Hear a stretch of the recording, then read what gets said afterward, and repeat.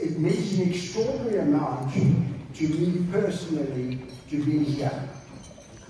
I was hugely encouraged with the messages we heard from the three political parties this afternoon, and also the very strong statement by the President of the Bundestag. And in a way, I said to myself, why do I need to say anything more? The Germans have got it all together in the name of Jesus. I, however, could not help, while I was there, because I've been a politician, be thinking of what was going on in Washington, D.C. In 1961, I was 17, I was in the Oval Office with the New York Herald Tribune World Youth Forum group. So to think that your Chancellor and the President of the United States were in that office meeting at the moment, and how important that event was. And I prayed for that as I thought about it. I think we should all do that too as we're talking. In 1974, when I was 30, I first entered the South African Parliament. I was a member in the opposition to apartheid. I retired from Parliament in 2014, and I was still in opposition to the ANC and its Communist Party ally. As soon as I came to Parliament, I linked up with fellow Christians, and in 19, well, they were believers. It was a low-key group, but we met regularly, just as you do, across party lines. And then I went to Washington, D.C. to attend Jerry Ford's National Prayer Breakfast. I later attended one with George Bush Jr., and a third one was Barack Obama. In South Africa, Prince Mangosuthu Buthelezi of the Zulu community, who, like other leaders, had a warm friendship with Rudolf Decker. And we thank God for Rudolf Decker. And we heard something more about him this morning, which I hadn't heard before. And he, our Premier, Mangosuthu Buthelezi, held a prayer breakfast provincially. I then went to prayer breakfasts, and I've seen some friends here in Congo-Brazzaville, Rwanda, Burundi, Kenya, Congo-Kinshasa, Uganda, and often Rudolf Decker's footprints were there. This event is so important, and because of Germany's last 100 years, it's had a very difficult time, but it's particularly interesting at this time of change in politics. Look what's happening this week in the Nederland. Ek praat Afrikaans. Ek weet nie of julle van dit verstaan, maar Afrikaans kom bietjie van Nederland af. So het is vir my interessant om te sien wat in Nederland aangaan. And then what's just happened in Poland. And then we've had this extraordinary change in German politics. And you have a chancellor and your whole political situation. It's time for us to affirm God and put our trust in these situations. Share with you, I was very interested to hear this morning about Boniface.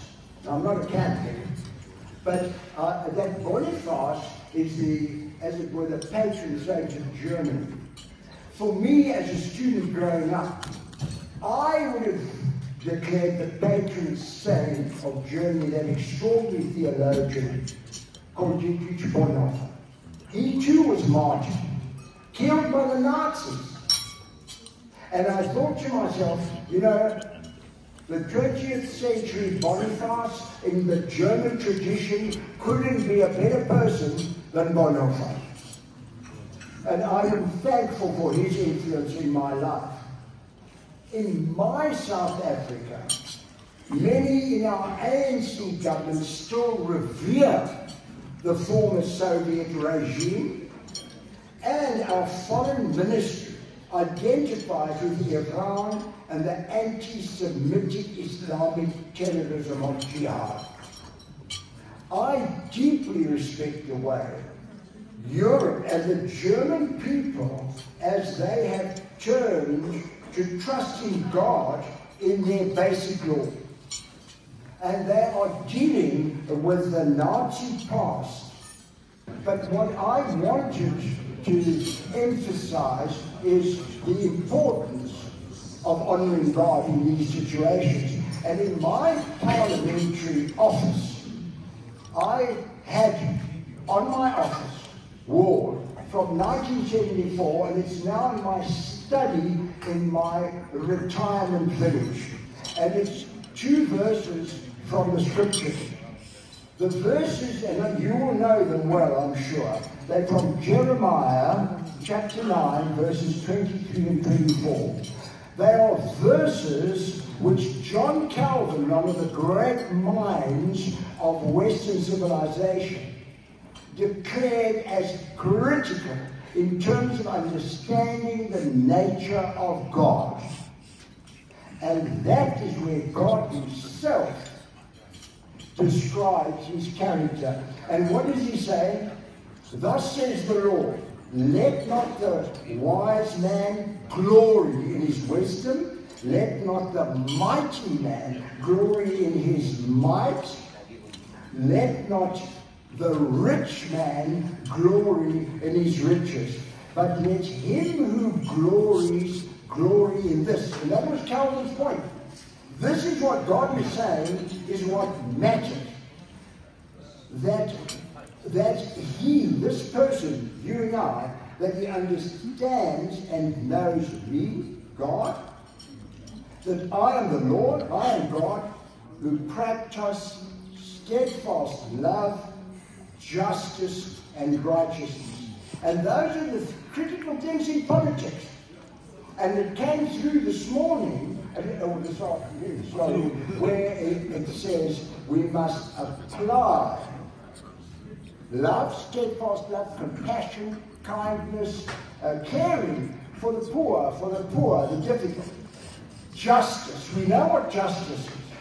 And righteousness has many layers of meaning. Uprightness, integrity, being righteous, having no corruption. And righteousness in the earth. And what does God say? For it is in these 3 things that I delight, says the Lord. And that's such a wonderful thing, to be present, to hear the different political parties. I've been in political parties. I know it was a celebration, a triumph of making the important come first. And I want to say thank you very much to all of you for what you're doing in the prayer breakfast, in honoring this basic law. Because one understands how important the basic law is, and the sadness of what the German people have been through. But also how you recognize it. You've got the war recorded there. Sadly, in South Africa, our government regrets the disappearance of the Deutsche Demokratische Republik. They thought the DDR was the best thing going. And not only that, they still really like Russia, the old Russia, not even the new Russia. So it's so fantastic that you have such an event as this prayer breakfast. And I want to thank you very much.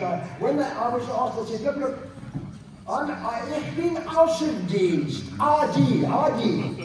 They said, no, you must come. And I just want to thank you again for inviting me here. Love you guys. Thank you for what you do, and wonderful to see you.